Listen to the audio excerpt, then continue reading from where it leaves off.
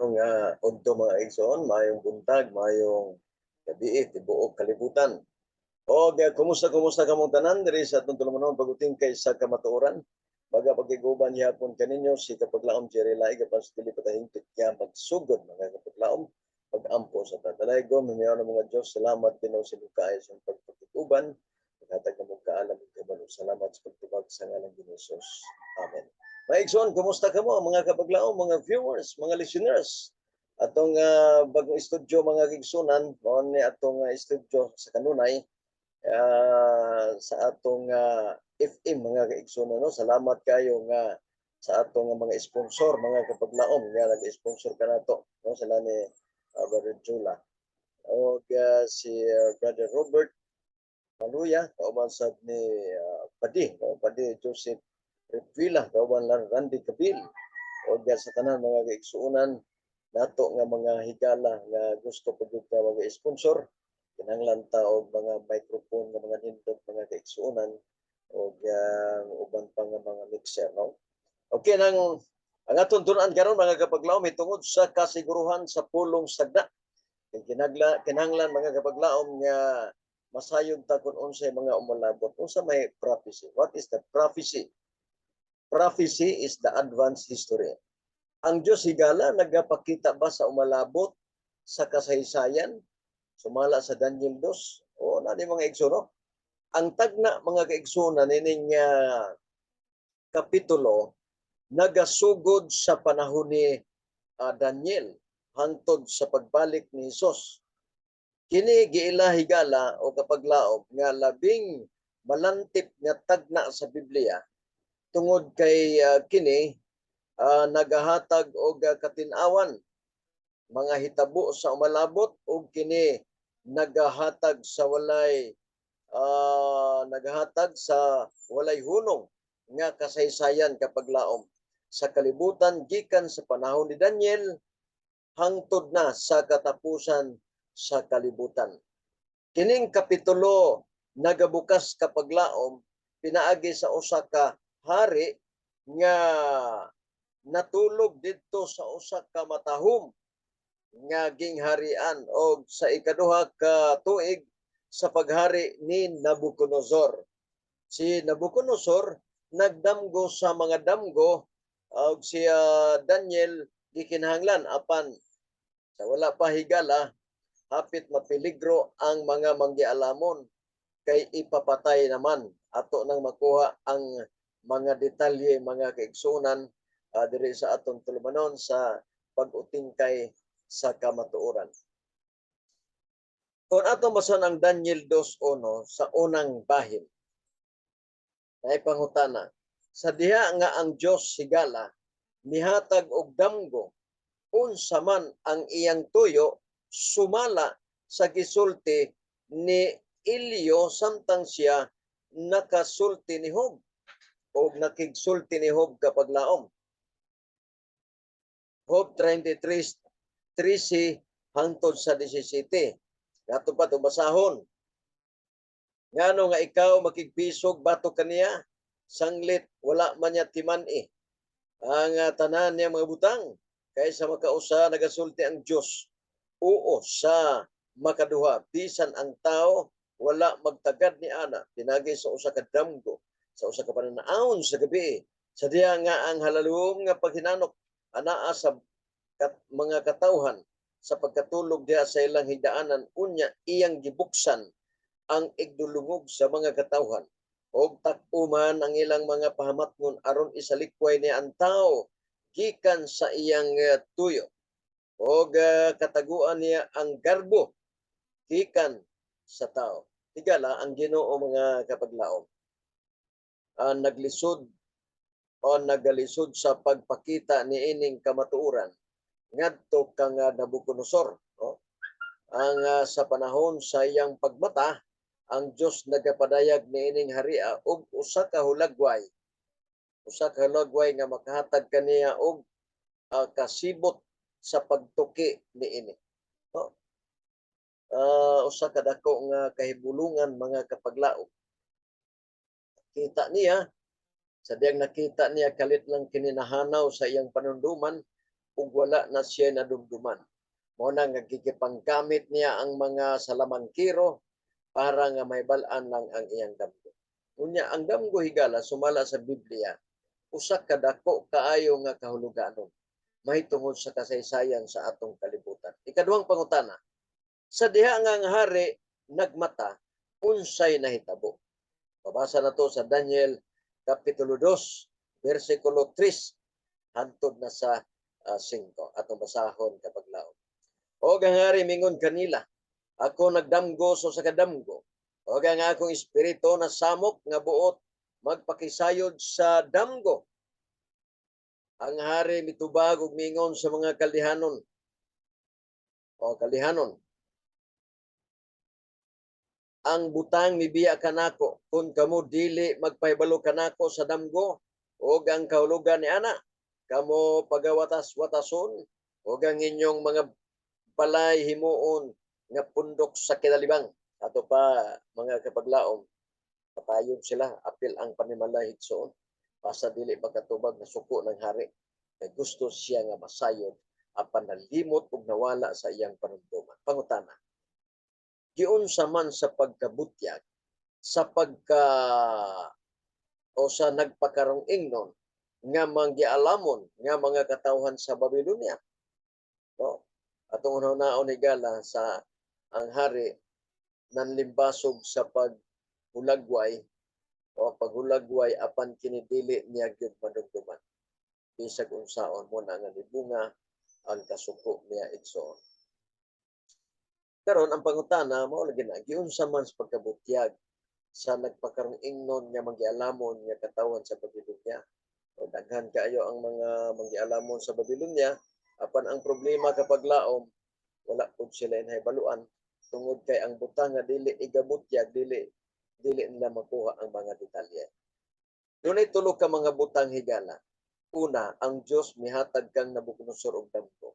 Ikaduha, ang hari nakalimot sa iyang damgo. Ikatulo, ang hari nagasugo sa mga manggialamon dili lamang sa mga pagsultis kahulugan ni ana kundi sa hulagway usab niini sa iyang damgo. Daniel 2:2 hangtod sa 5 kapag laom. Karon ang pangutana, unsa man ang ilang tubag ngadto sa hari? Ato lang sa ngadto sa mga manggialamon.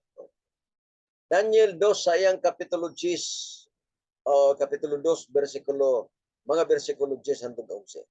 Ang mga kalihanon nanubag sa tubangan sa hari og mingingon walay bisan usa ka tawo sa ibabaw sa yuta nga makapahayag nining butanga sa hari.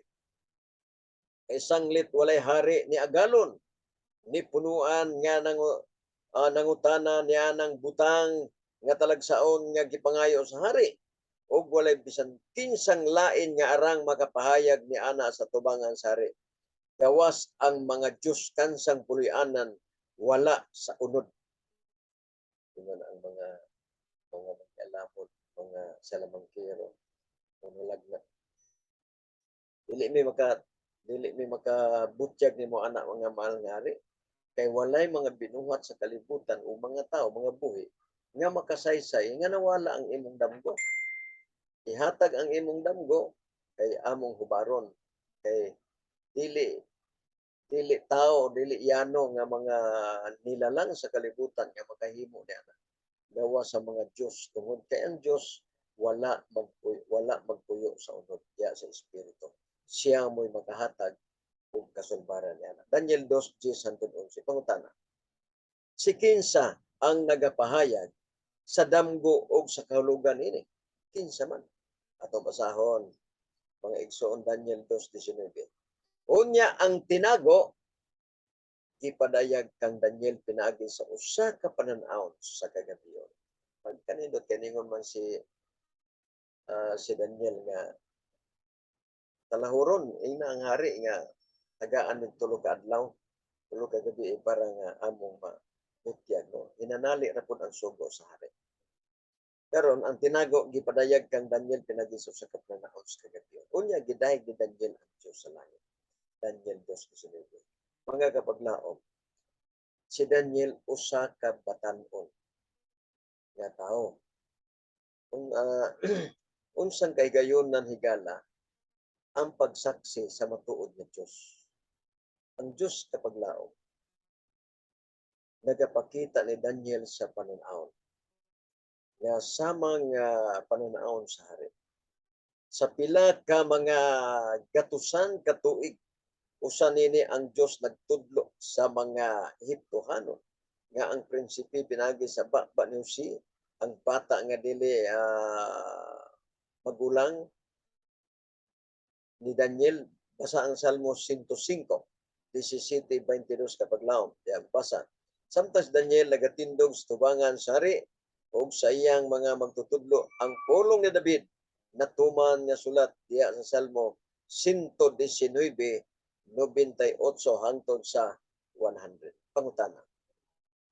Si kinsa si Daniel nga nagahatag niining paghimo sa pagdaig og sa kahulugan o sa paghatag sa kahulugan. Daniel 2:28. Apan adunay usa ka Dios sa langit nga mopadayag sa mga tinago ug sa mga nagpahibalo kang hari Nabucodonosor sa mga butang nga manghitabo sa ulahing mga adlaw. Ang imong damgo ug ang mga pananaon sa imong mga damgo ibabaw sa imong higdaanan mao kini. Unsa ang katuyoan niya sa damgo? Daniel 2:29. May tungod ka kanimo o hari ang imong unahuna ning santop sa imong panumduman diya sa higdaanan aron sa pagpasayod sa mga butang nga nanghitabo sa malabot nga panahon. O nagapadayag sa mga tinago nga nagpahibalo kanimo sa manghitabo sa ulahing mga adlaw. Daniel 2:29. Mahal nga hari o hari ang imong unahuna nawala. Wala na ka makadumdum. Pangutana, unsang klase sa kahimanan ang gibuhat ni ining hulagwaya? Daniel 2:31-33. O ikaw hari, nakakita og nakasudong sa usa ka dakong larawan. Kinsang larawan nga dako yamot og kansang kasilaw maayo kaayo mitindog sa mga tubangan. Ang dagway na makalilisang mahitungod niini nga larawan. Ang iyang ulo bulawan nga lunsay ug ang iyang dughan ug iyang mga bukton sa lapi ug iyang tiyan ug ang iyang mga paa tumbaga. Ang iyang mga batiis puthaw ug ang iyang mga tiil may bahin sa puthaw ug may bahin sa iya yutang kulunon. Daniel 2:31-33. Pangutana, unsa man ang kahulugan sa ulo nga bulawan? O ikaw hari, basa na to sa Daniel 2:37-38. Hari sa kaharian kang kinsa ang Dios sa langit mihatag sa gingharian sa gahom sa kusog sa himaya og sa bisan diin nga dapit ang mga anak sa tawo na nagpuyo, ang mananap sa kabatagan og ang mga langgam sa kalangitan iyang gihatag sa imong gamot og naghimo kanimo nga agalon kansang tanan, agalon kanilang tanan. Ikaw mao katong ulo nga bulawan. Ang Babilonya kapag laom, ang Babilonya batok, ang Babilonya gitukod batok sa Dios. Ato na mabasa sa Genesis 11:1-9. Ang iyang mga kagamhanan ubos sa pagdumala sa hari, tao nga nagalingkod sa trono, ang pagpanlupig ug maoy nagapaibabaw ni ining dili ang gugma ug wala nay laing gahom gawa sa hari din adunay managhiusa sa tinuhuan sa kagamhanan. Ang Babilonya kapag laom adunay mga napulo kamilya ang circumferensya. Ang sulod nga syudad tuyukan sa duha ka mga paril. Ang sulod nga paril nga mga 12 ka mga tiil gibag-ohan og ang gawas nga paril adunay 22 ka tiil ug ang gawas sa syudad adunay duha ka mga paril usab. Duha ka paril. Matud padre, ang kinalutan ini wala magpakita kung unsa gayud ang gitas-on sa Babilonya. Namugna pinagi ni Nimrod nga pila ka kagatusan ka tuig sa wala pa si Kristo. Nahimo nga makusganon nga imperyo sa kalibutan 626 ka tuig sa wala pa si Kristo. Og kini gipukan ni Media o Persia ubos ni Ciro sa tuig 539 ka mga tuig sa wala pa si Kristo. Ang pangutana mao ni, unsa man ang kahulugan sa ikaduha ka gingharian? Daniel 2:39 nga ato mga igala, Bible ha. Bible igsuon mimutubag sa mga pangutana. Og sunod kanimo motindog ang usa ka gingharian nga labing ubos kanimo. Og may lain nga ikapitong o ikatulong gingharian nga tumbaga nga magabuot sa tibuok nga yuta. Ang dughan kapag laom, ang dughan ug ang kamot sa lapi nagakahulugan sa Media ug Persia nga milumpag sa Babylonia sa tuig 539 sa wala pa si Kristo. Kining panahon nagkapaglaom, nagpabilin sulod sa 200 o 208 ka tuig, human niining gahom gipukan ni Alexander sa tuig 331 BC sa wala pa si Kristo didto sa Arbiha. Didto sa Arbiha. Pangutana, unsa man ang kahulugan sa ikatulo ka gahom dinha sa hulagway? Daniel 2:39 kapag laom atong basahon. Dapit sa katapusan. Og may lain nga ikatulong gingharian nga tumbaga nga nagabuot sa tibuok nga yuta. Daniel 2:39 katapusang bahin. Ang Gresya kapag laom. Ang Gresya misunod sa gitawag Medo Persia sa pagkagahom. Ug kining nga gingharian milungtad sulod sa 163 ka mga tuig gikan sa 331 sa wala pa si Kristo hangtod sa 168 sa wala pa si Kristo. Kalilisan mga kaigsunan. Diya na antag na higala bisan wala pa si Kristo. Diya na ang mga ulo nga bilinhon nga nagahulagway niining atong kapanahunan karon ug unsa na kaduol kapag laom ang pagbalik sa atong Ginoo. Pangutana, giunsa ang ikaupat nga gingharian sa paghulagway? Daniel 2:40. Og ang ikaupat nga gingharian mulig-on sa mas puthaw. Sanglit ang puthaw magadugmok ug magadaog sa tanang mga butang ug sama sa puthaw magapigsat niining tanan. Kini nga gingharian magabungkag ug magadugmok. Daniel 2:40. Og atong basahon higala o kapag laom ang Daniel 2:41. Matud pa ni adtong makita nga gingharian sa Roma, pagabahin-bahinon si Gibbon sa iyang basahon nga Decline and Fall of the Roman Empire. Hinganlan ni ining ginghariana nga makabungkag og magadugmok. Daniel 2:40. Og the decline of fall of the Roman Empire og nagkinahanglan nining ginghariana ang pagbanbahin. Visigoths, Burgundians, Suebi, Vandals, Ostrogoths, Heruli, Franks, Saxon, Lombards og Alemani. Pito nini nahimong modernong mga nasod sa Europa. Samtang ang Heruli, Vandals ug Ostrogoth nawala kini pinagi sa gahom gamay nga sungay sa Daniel City. Matin-awan kita niini kapag laom kon ato kining tun-an sa pag-ayo. Pangutana, aduna bay laing nagkahiusa nga gingharian sa Europa sama sa gingharian sa Roma? Ang mga nasod sa Europa magkahiusa ba? Makahiusa pa ba? Ubos sa usa ka ulo? Daniel 2:43. Sanglit imong nakita nga ang puthaw gisaktan sa yanang sa yutang kulunon. Sila musagol sa ilang kaugalingon uban sa kaliwatan sa katawan apan sila dili magakatapot sa usag-usa sama sa puthaw nga dili musagol sa yutang kulunon.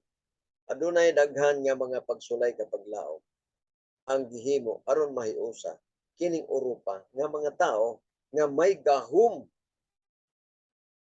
ang misulay niini sama ni Charlie Magni, Charles B.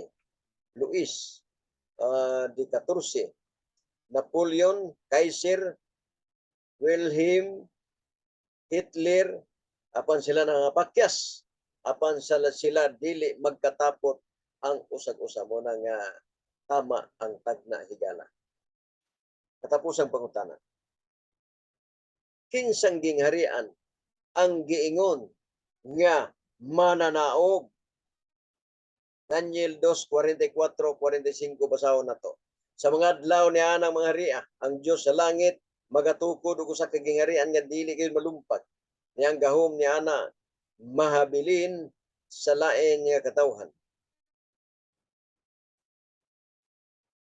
Apan kini nagadugmok og magaut-ot niining tanan nga gingharian og kini mulungtad sa walay katapusan. Sanglit ingon nga imong nakita nga gikan sa usa ka bukid daw gisapsap nga walay kamot nga nagsapsap sa bato og kini nagadugmok sa putog tumbaga og yutang pulunon og sa lapi og sa bulawan og dako nga Dios nagpahibalo sa hari nga ang butang nga mangitabo sa kaluhian og ang damgo matuod og ang kahulugan ni ana dili kadodoan. Daniel 2:44-45. Si Nabucodonosor kapag laom miila nga gisulti ni Daniel mao ang iyang damgo nga nawala og nakapasok kaniya siya mingon. Sa pagkatinuod ang imong Dios maong Diyos sa mga Diyos. Saludar na si Nabucodonosor kapag laom. Diyos sa mga Diyos og ang Ginoo sa mga hari og ang magbubugna sa mga butang tinago. Sanglit ikaw nakapadayag ni ining butang nga tinago. Hinumduman to kapag laom. Ang damgo matuod ug ang kahulugan ni ana dili kadodohan. Hapit na kita moabot sa kinatumyan sa atong kasaysayan higala. Aron kita mahimong kabahin sa gingharian sa ni Kristo. Kinahanglan atong ibutang si Kristo sa atong kasing-kasing. Si Jesus mingon, gawas kon ang tao igaanak pag-usab dili siya makakita sa gingharian sa Dios. O John 3:3 katapusang bahin. Atong himuon kapag laom nga kita mahimong kabahin sa gingharian sa langit. Karon ato ning pulbuson sa pag-ayo. Ang kahimtang ni Daniel higala o kang Nabucodonosor dako kay kahulugan sa mga tao. Kay mga tao nasayod nga mobalik ang Mesiyas. Nasayod nga naay Kristo moabot. Mo na mga kaigsunan. Importante gyud ang tagna. Dan Isaiah 7:14 tagna na nga matawo si Kristo sa usa ka babayi. O sa matawo diya sa lalaki. Sa babayi. Mo na mga kaigsunan nga grabe kanindot ang gitawag nato nga sugilanon ni Nabucodonosor ug ni Daniel tungod kay dako kay na siya og pagtulunan. No?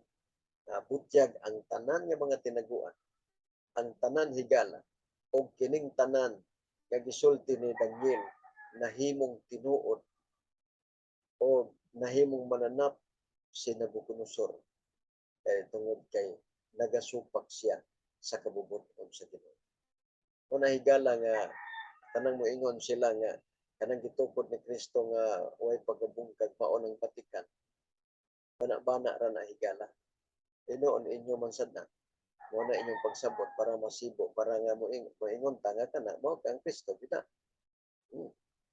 Pero sa tinuod mga igsoon kana ang pag-ila ni ana ang kinatibuk-an nagtuman sa kabubot-on sa Ginoo.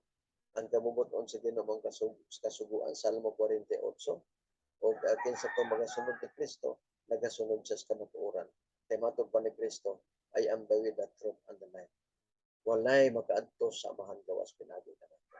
Ang tanan kagahon, igatungtong na sa akong abada. Matod pa ni Kristo higala, usa, wala na tayo lain nga atong ampuan, simbahon, saligan gawas ni Kristo mga higala. Pero mga igsoon, wala tayo kung panahon, salamat sa inyong pagpakig-uban, Kristong tulumanon, paguting kay sa kamatuoran nag-ampo sa katanayon, may mga mga Diyos. Salamat, Ginoo sa tayo. Salamat sa inyong pagpakig-uban ka na gusto ng panahon. Ang langit, pero sa amo pinagsalig, ubas kapasidan sa kusalat sa ngalan ni Jesus. Amen. Mga igsoon, wala tayo kung panahon, salamat sa inyong pagpakig-uban. Salamat sa inyong pag-iusa. Ako mag-ingon, wala kita mahimo sa pagpakipatok sa kamaturan, kung dili pagdapig sa kamatuoran.